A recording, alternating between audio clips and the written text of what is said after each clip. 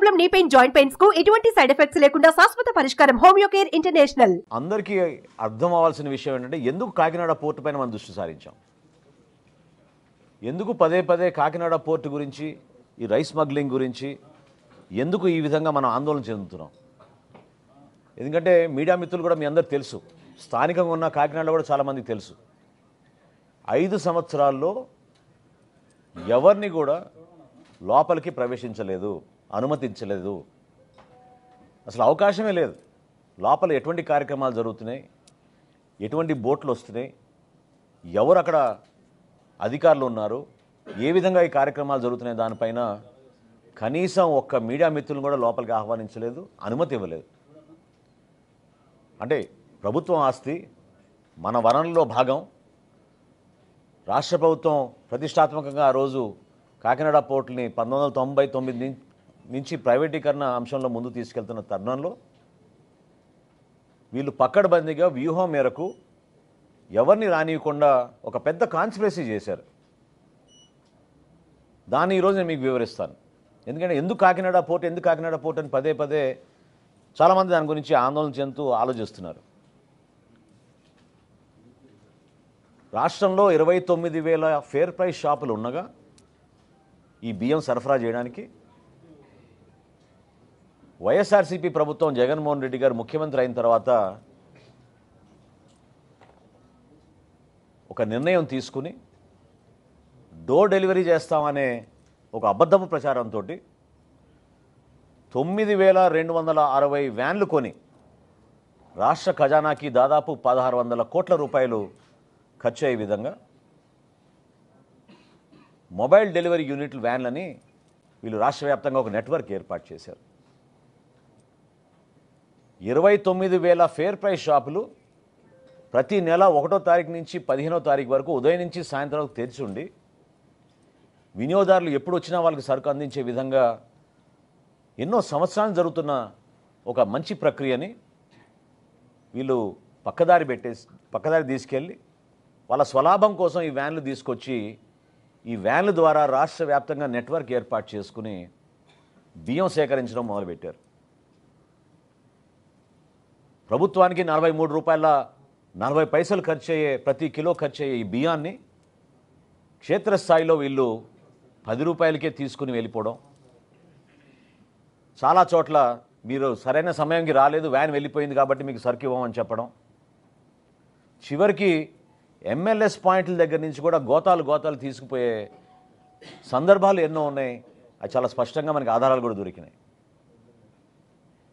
ఈ విధంగా వీళ్ళు పక్కడబందీగా ఒక గ్రీన్ ఛానల్ ఏర్పాటు చేసుకుని చిత్తూరు నుంచి, శ్రీకాకుళం నుంచి నేషనల్ హైవే మీద నేరుగా కాకినాడకి ఎక్కువ శాతం ఈ బియ్యం తరలించే విధంగా ఒక పక్కడబందీ కాన్స్పిరసీ చేసి వీళ్ళు చేశారు. ఆంధ్రప్రదేశ్ తీరంలో ఏ పోర్టుకి లేని విధంగా కాకినాడ పోర్టులో రైస్ ఎగుమతి జరిగింది. ప్రత్యేకంగా వీళ్ళు ఎప్పుడైతే మెడ మీద కత్తి పెట్టి కాకినాడ సీ పోర్ట్స్ లిమిటెడ్ దగ్గర నుంచి వీళ్ళు పోర్టు లాగేసుకుని ఆరోబిందోకు అప్పచెప్పారో ఆ రోజు నుంచి మీరు చూస్తే లెక్కలు ప్రతి ఒక్కరు కూడా ఆశ్చర్యం కలిగిస్తాయి. 3 ఆర్థిక సంవత్సరాల్లో, నేను 5 సంవత్సరాలు కూడా చెప్పడం లేదు, కేవలం గత 3 ఆర్థిక సంవత్సరాలు చెప్తున్నాను. గత 3 ఆర్థిక సంవత్సరాల్లో మన రాష్ట్రంలో గంగారాం పోర్టులో బియ్యం ఎగుమతి 2,20,289 మెట్రిక్ టన్నులు. కృష్ణపట్నం అధునాతమైంది, చాలా పెద్ద పోర్టు. ఇక్కడ 23,51,218. విశాఖపట్నం అన్నిటికన్నా పెద్ద పోర్ట్, 38,02,000 మెట్రిక్ టన్నులు. ఇప్పుడు కాకినాడకు వస్తే లెక్కలు చెప్తే మీరే ఆశ్చర్యపోతారు. కాకినాడ పోర్టులో వీళ్ళు దుర్మార్గంగా ఈ 3 సంవత్సరాల నుంచి చేసింది 1,31,18,346 మెట్రిక్ టన్నులు. దీని విలువ ఒక్క కాకినాడదే చెప్తున్నాను. కాకినాడలో రైస్ ఎగుమతి విలువ ఈ 3 సంవత్సరాల్లో 48,537 కోట్ల రూపాయలు. అంటే ఏ స్థాయికి చేరారో చూడండి మీరు. 48,537 కోట్ల రూపాయలు వీళ్ళు అక్కడి నుంచి బియ్యం ఎగుమతి చేశారు కాకినాడ పోర్ట్ నుంచి. ఏ రోజైనా